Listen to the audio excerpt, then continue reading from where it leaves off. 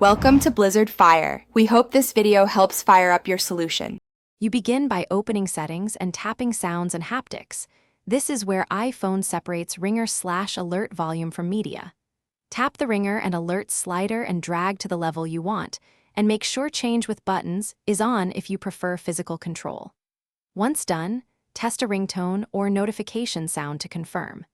If you keep silent mode on with the side switch, ringer changes won't play, so toggle the switch and recheck the slider to ensure audible alerts. Now you refine how sound behaves across the system. Turn keyboard clicks, lock sound, and system haptics on or off from Sounds and Haptics.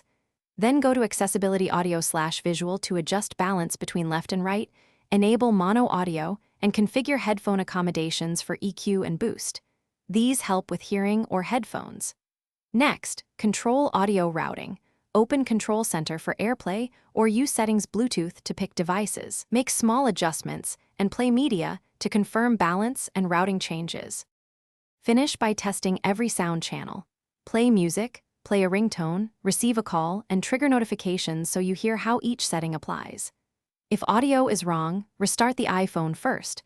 Once restarted, make sure iOS is up to date and try resetting all settings as a last non-destructive software fix. If issues remain, inspect speaker grills for debris, test wired and Bluetooth headsets to isolate hardware faults, and consider Apple support if the speaker or switch hardware appears damaged. Thanks for watching. If you found this helpful, don't forget to like and subscribe.